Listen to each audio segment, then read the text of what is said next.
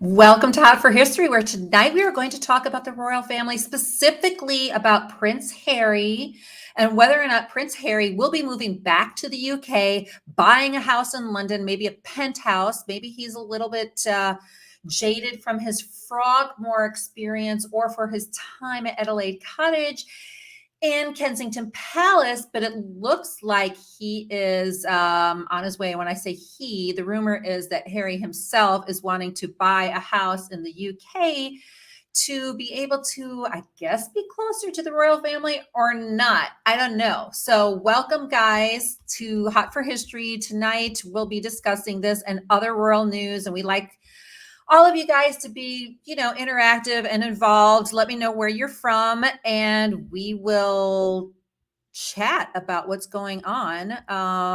Trying to forward my little thingy here, and it's stuck. My little graphic. Hey, welcome from Las Vegas. Let's talk. Let me see where the rest of you guys are from. Okay, so we're going to talk about this. What do you think? Do you think that Harry should be moving back to the UK? Are you ready for your new name? Oh my gosh. Okay. Tell me my new name. I was in Dallas last week, and I look forward to being able to share with you what I was doing at the end of this live tonight when I get into the news here. Okay. So Harry, we know is that Harry left with Meghan in 2020. Before that, like right before that, he was in Canada, and then they stayed at Tyler Perry's place during the pandemic. Then they bought the big house in Montecito, and then there's been all that drama with the Netflix docuseries, and then with Spare, and then of course with the catastrophic car chase, and then we had, of course, his interview with Gabor Mate, where he basically shared all of his woes. And then it's just kind of been drama after drama. Invictus Games released on Netflix after they were dropped on Spotify. Not really a good run for them. So let's talk right now about this article and this news about Harry and Meghan, or Harry, it's not quite clear, moving back to the UK. Okay, so it says royal report claims that Prince Harry and Meghan are set to move back to the UK. Whether or not this is true, we don't know. Now, we do know that we discussed that Prince Harry, is one of, I think it was 9 people. I like that. Get ready for the madness with her badness. Come on. So we know that Harry is part of the Counselor of State. I think he's one of 9 Counselor of State. And what that means is that if the king, cannot perform his duties, or let's say he's out of the country, or bangs his head and something happens, but he's still alive or whatever, the counselors of states will come together, make certain decisions. He is still a counselor of state. It's usually some kind of blood relative or very closely in succession, or some senior royals, right? So technically, he didn't have a home in the UK. So would that have disqualified him from being a counselor of state? So some people are saying, okay, yeah, he wants to be closer to his family. This is not a good sign with his relationship. But others are saying he's doing this because of a technicality. Plus, he didn't like the fact that the summer when he came there, he was not able to just go, hello, Buckingham Palace. Can I just stay at Windsor or one of the houses? That didn't work out for him very well, because he just sort of came at them. So this is what the report claims. Prince Harry and Meghan are set to move back to the UK. An eye-catching report has claimed that Prince Harry is putting his foot down and planning a move back to the UK with Meghan. Now, it says Prince Harry and Meghan Markle are reportedly planning to go house hunting in the UK. The pair moved to California back in 2020 after stepping down from their roles as senior members of the royal family. However, just 3 years away, they could be set to make a surprising comeback in the UK. Return to the country they turned their backs on, is what this article is saying. According to an unnamed source that spoke with OK Magazine, the decision to have to make a return to England has come mostly from Harry. So it is said in this article as well that Meghan has no interest, but Harry's like, look, I got to be able to spend some time with my family. I mean, this is where I'm from. This is what I want to do. And so he's leading the charge. apparently on his own. And then some are even saying that the house will be in his name only. Okay, so then others are saying, like, I'm just telling you what the gossip is. This is royal gossip. Okay, it is royal gossip. I think he misses his family and regrets marrying Meghan. And that's what I think too. I think that this is sort of like, let me start planting, my roots back. Let me start getting my own place. Now, the article did go on to say, okay, they're not going to ask the king who has 1 million homes. And, because it sounds like, he wants to be independent from him. But it doesn't sound like Meghan is all that thrilled about that. But that is speculation, I would say. But based on what a lot of us have observed, she hasn't. I mean, the king has not even seen his grandchildren in a long time. So it says there's a divide between the couples on this issue, but they will soon start looking for a property on their own in London, as Harry is very much leading this. The pair are believed to be planning not to ask King Charles for his help, despite recent claims that the monarch hopes to reunite with the pair. I mean, my goodness, that king has been very consistently, in some ways, very patient. They won't be asking the king for property on the royal estate due to the issue that arose with Frogmore. Making use of a small apartment in Kensington Palace from time to time isn't out of the question, but when it comes to a home in the UK, they will purchase that themselves. Meanwhile, despite the huge rift sparked by their decision to leave the royal family in 2020, Dr. Ed Owens, author of After Elizabeth, Can the Monarchy Save Itself?, has claimed that Charles wants the pair back in the fold. I mean, Charles is needing to have some young royals. Like, he really does. They're all getting too old. We're going to talk about that in a second too. Yes. I mean, okay, wait. Tracy, I'll get to your comment in 1 second. Okay. I would like to make a suggestion for Prince Harry. He looks like he would make a great Wolverine. He actually would if they cast him in that. I hope they move back and live happily ever after. I do too. In fact, I think, I mean, although now a lot of Brits are upset, like they're upset. They're like, why did he leave or whatever? But it would be nice if he and Meghan and the kids moved back, lived happily ever after, reconciled with the royal family, yet still had their autonomy. And this was all in the past. And I always believe that there's redemption, but I think it's going to be a hard sell on the people of the UK. I really do. I think it's going to be a hard sell if they're both coming back. I think that this is radical for me to say, but I think that they would say that they would welcome him a lot and his children without Meghan. And I know that that's really harsh. I think if Meghan, kind of softened her approach to things and Harry started kind of taking the lead a little bit more, they'd accept that too. But I don't know, Nancy. I think it's going to be like a tough one. They shouldn't keep the children away from the family. I don't think so either. That is one thing, Kathy, that I was just going to read about, is that this article it was another article. I think it's the next one that I was going to show you about Christmas, is that, the king really wants to spend some time with his grandchildren. And, Meghan and Harry had an opportunity to be able to have their children be around the Queen.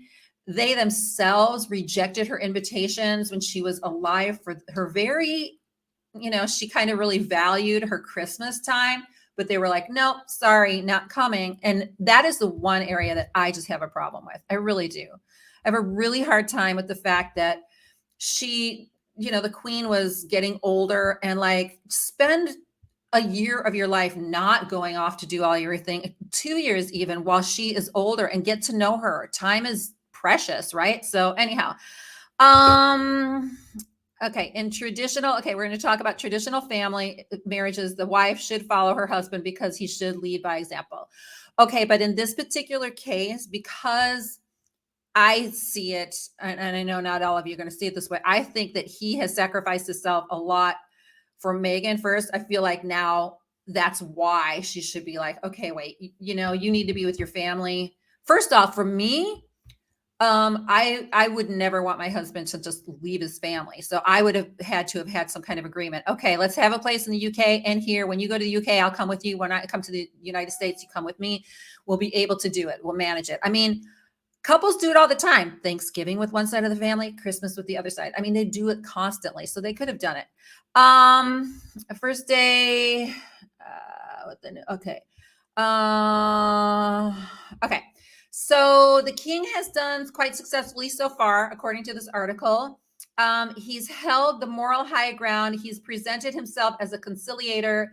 That is the best way to maintain his reputation as a public figure. He added, the most important thing here is how he is viewed in his own public. The king obviously wants to maintain a positive reputation with the British people. In that respect, the easiest solution is for him to try and maintain and keep hold of the moral high ground. Okay, in other words, he's trying to kind of control what we know to be his temper. That's what I think they're saying. Okay. The easiest solution is for him to try to maintain and keep hold of the moral high ground. So far, he's done that. He's done that by making it clear sometimes through back channels. Okay, so basically they're saying that Harry is planning on moving back. That's what the rumor mill is saying. Is it true? Is it not true?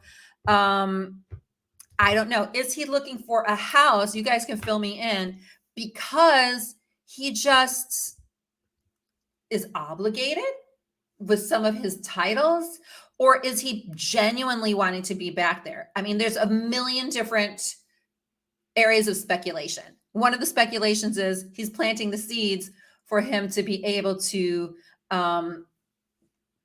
leave Meghan and have his own digs. But, I don't know if that's true.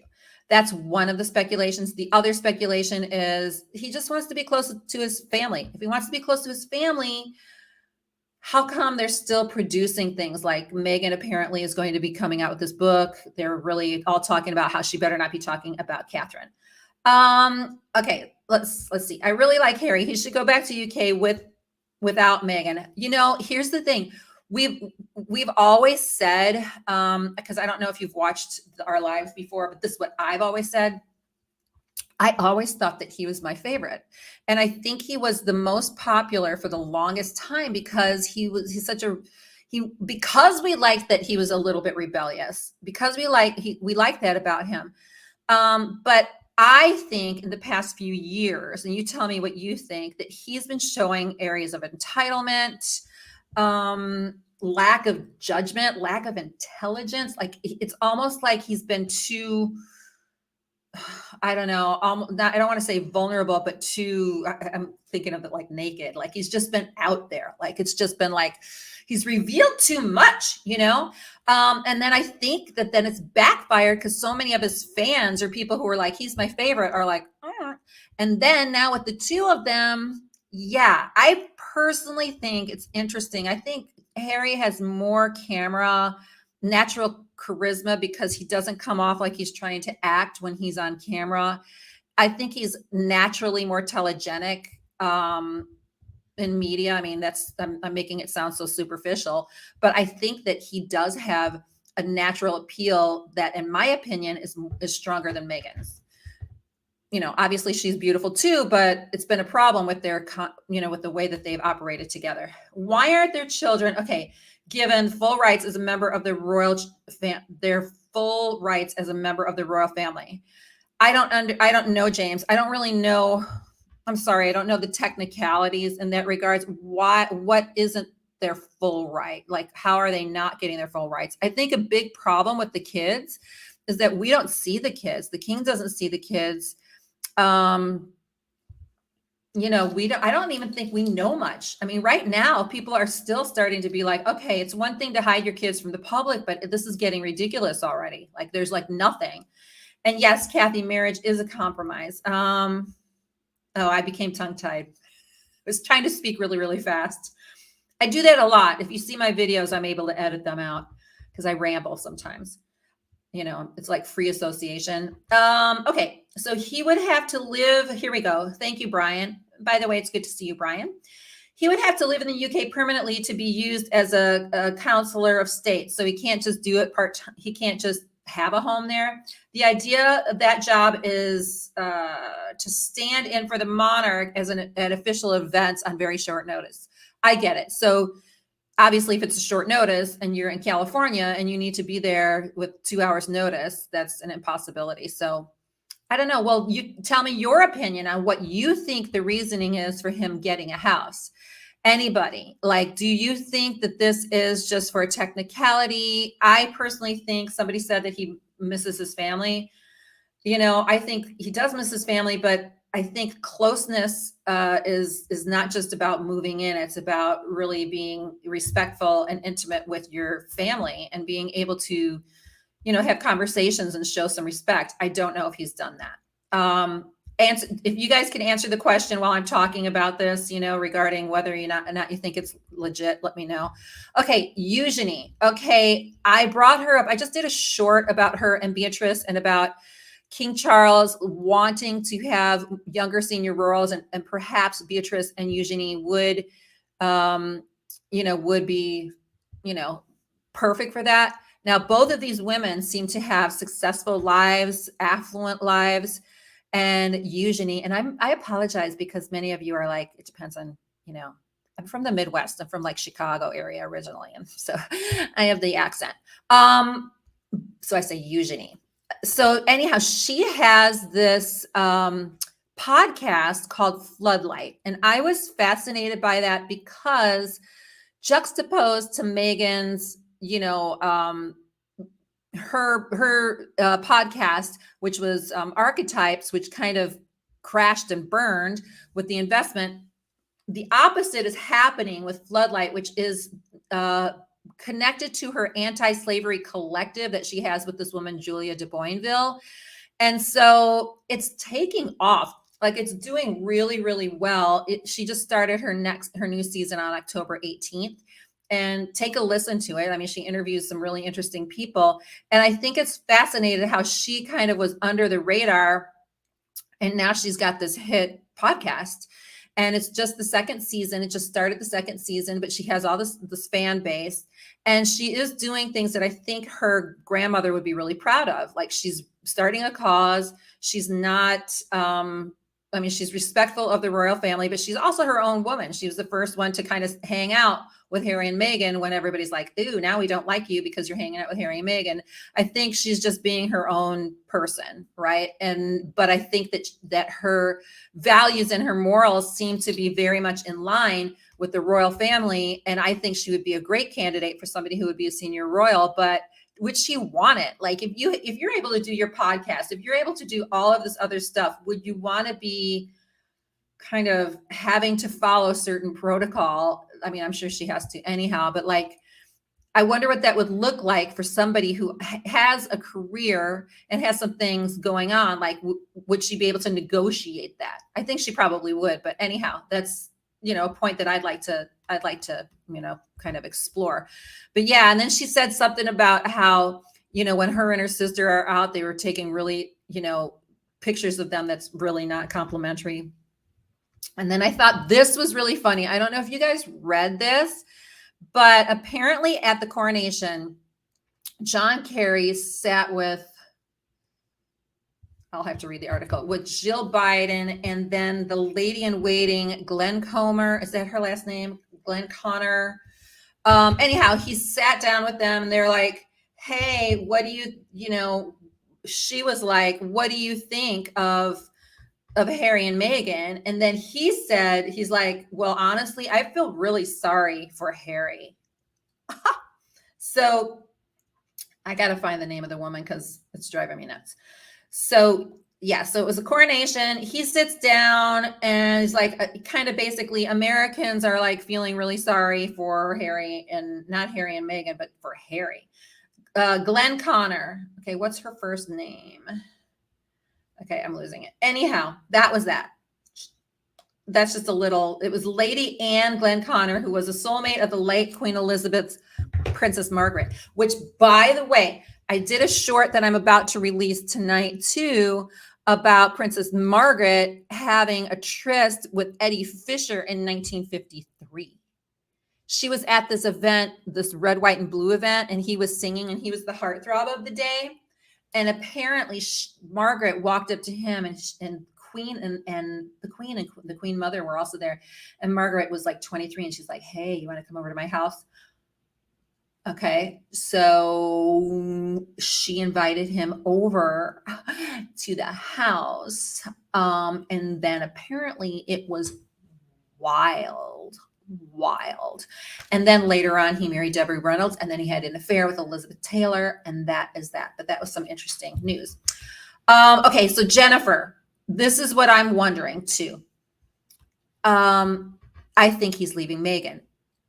Everybody has always said when they start selling or buying property, that means that they're preparing for a split. But I was wondering recently with their event that they had for their Archewell Foundation, which by the way was just kind of a breakout session. Everybody was talking about how, oh no, they love each other, they're so close, but he's starting to look like he's the one who's annoyed with her. Everybody kind of thought that she would dump him, but honestly, I'm wondering if it's wearing thin on him. That's what I'm wondering. Okay. Oh my gosh, really? No YouTube notification again. I think, oh wait. I think he has realized what everyone has said from day one about her. He's a laughing stock here now with how he disregards his status. She only has status with him. Yeah, so I'm wondering, do you think, Brian, and anybody else here that's listening from the UK, is it redeemable for Harry without her? Is it redeemable with her? Like, what if he moves back with her? I don't think that's going to happen. I think Jennifer is right. She didn't accompany him to the Grand Prix after a romantic getaway. Oh, I know. I saw the pictures too. People were doing memes about how they were holding hands all by themselves, and yet they needed 7 cars in New York to go across the block.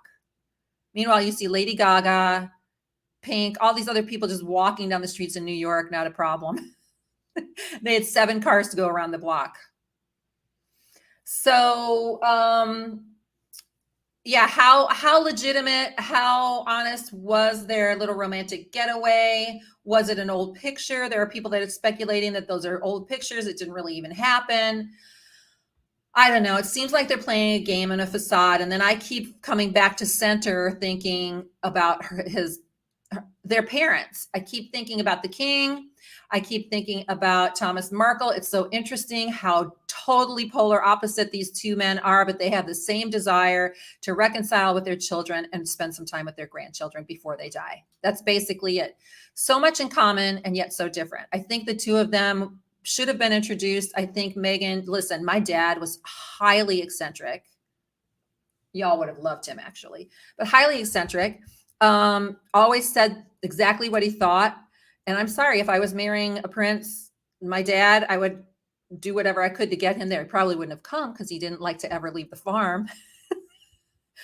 But I wouldn't have cared. I mean, I would never, ever have been, I'm never talking to you again a day of my life, especially after having children. It would be like, sometimes you have to tolerate some of your eccentric relatives. So yeah, so I think that was it. Wait, was there one more thing? Oh yeah. And then Meghan apparently is releasing her own memoir. I'm wondering if Harry knows that when she releases her memoir, it is like there's, like it's not so good. So I'm wondering, I don't know a lot about the memoir. I don't know when it's coming out, but apparently they're getting like, you better not say anything bad about Kate or you will be toast. That's what I've heard. I've heard that they're like, hey, you need to be nice to your sister-in-law. That was my rumor. So, okay. So let's recap and then we'll call it a night. So the deal is that we don't know. Is Harry moving to the UK and getting property for himself, for his family, for his wife and himself? Why is he coming back? Does he want to be with his family? Is it just because he has some occasion that he's there and needs to have a place to stay every now and then? Is he planning on spending more time there because he still has those lawsuits and all this other stuff? Like, what is the motivation for his moving back? Like, what's the motivation? Let's see. Okay, wait. No, definitely not. He could never be trusted around any royals again. 100 years ago, he would have been. Yeah, I know. I know he would have. Um, okay, yeah. And if the public has forgiven him for the way he dressed, the public will forgive anything. I mean, sometimes time can change things, but I don't know. I don't think there's ever been a time, like even Edward the Eighth, as awful as that was with Wallace, he still like tried to show some respect. He wanted to come to the coronation. He wanted to, he just kind of went off and they were a little bit quiet. So this is something totally different. Meghan was terribly treated by the vicious press. Now I will say that the British press is very intense. And there are times when it's like, whoa, come on, especially some of the things they said regarding their children and regarding like when she was getting married, like some of the memes and stuff were unforgivable. So that is true. And they were very racist. There were a couple posts that I won't even repeat that 1,000% were crazy. And yes, regarding Wallace. So anyhow, so we'll see. We will see. I mean, on the positive note, like when they first left, my thought was, okay, maybe it's good because, Harry needs to explore and discover himself. And I'm sure there's a lot of toxicity and dysfunction within that. But I think it's just gone too far, right? So, but we don't know. We don't know how bad I mean, maybe it was really, really, really bad, being a prince. I know it's easy for me to say it can't be that bad. So, but I'm sure there's got to be some things. There would be eruption if King Charles III restored him into the fold. Yeah, I don't think it's going to happen, but I think he wants to see his son. Meghan, I don't know if he really cares if he sees Meghan. He was very kind. The king was very kind to Meghan. Honestly, he was very nice to her in the beginning and welcoming. So I can't imagine if I were her, I may not want to come back because it may seem like, after all I've said, it's a lot of water under the bridge. Okay, so I'm going to go, I think, in a second. Hey, some people are just getting on now. And I'm sorry, Brian made me aware that there was no YouTube notification, and I did plan this 25 minutes ahead of time. So I don't know what happened. Just to give you guys, Andrew committed worse crimes. Yeah, I don't think Harry and Meghan committed crimes. That is something to think of. Because Harry used to be best friend with Eugenie. Yeah. And okay, UK here. I think Kate actually very entitled and narcissistic behind closed doors camera. I don't know. And an insecure, jealous type. And that's what Meghan faced. I don't know. I like what I see publicly with Kate. I'm kind of a fan. But I also do know that people can be very different, outside of what you just see with the press. Absolutely. So, I mean, that is a possibility. And Eugenie, I'm glad that she was her own girl and was like, hey, this is my cousin. I love my cousin. Okay. And then you saw that Eugenie was more pushed out. It looked that way, but I think that they're trying to kind of reconcile things with her, and they should, because she's becoming quite the popular royal. I don't know if you were on earlier, Jerry, but I was mentioning how her podcast Floodlight is becoming really popular. She's doing great with her anti-slavery collective. She shows respect for the monarchy, the royal family, while at the same time not being pushed around. You know what I mean? Like if that's her cousin, that's her cousin. I kind of like that. Okay. I mean, I still like Kate though. I do like Kate though. Kate as well. Eugenie is a very good person. Yeah, she seems like she's a good, and her and Beatrice both look like I often say to myself, like, oh my gosh, Sarah Ferguson and Prince Andrew, they did do a good job raising their daughters. Like somehow they came out being awesome. Okay, a couple more things. I was just watching your video about the house and clicked to see any updates, and it flashed up 10 minutes after you went live. Oh, I'm sorry. I'm so sorry. Guys, the reason I wasn't here last week, I just want to make a little announcement is that I was able to be kind of on a social media team with National Geographic because, so if you see all this JFK content for me, I'm trying to promote the National Geographic special, which is JFK. It's a docuseries, JFK One Day in America. And it actually is produced with a British production company called 72 Film. And it's Charlotte Rodriguez and Alex Nicholson. These two women were amazing. And I got to hang out with them. And they have all of this footage from JFK's, assassination and all that, and a lot of restored footage that they sent off to Paris to get fixed. They also had produced the 9/11 One Day in America series. And so it's coming out November 5th, and it's really great. And so I was, given the VIP treatment with them, with a small team of influencers. And I got to kind of go around Dallas, and that's why I wasn't here last Monday. And I got a preview, and it's just so amazing. So you guys are going to want to watch that on National Geographic on November 5th, or if you can't get it on the 5th, it's also going to be on Hulu and Disney Plus. So that is a little plug, because it's good. And the content, I've taken a deep dive into the whole JFK thing, and I know I'm just really showing you some shorts, but next week I'm probably going to be going heavy duty with that. And so that is that. There's a lot of gossip about Jacqueline's reaction to Marilyn Monroe, and listen, Lainey, there's a lot there, but she was when he died, this is one little thing, and then I'll get off. When he died, I think they were really close, apparently, according to Secret Service and people that were around them, because they both had just lost their son Patrick, who was stillborn, I think at 6 or 7 months in August. So when she had to deal with her husband being assassinated, it was only 3 months after she had lost her baby. So it was one of the first times that she was out. And they said that they used to not show any kind of public displays of affection. But once this happened, like Jack was like really, really, kind of coming closer to the family. But I'm sure he's still,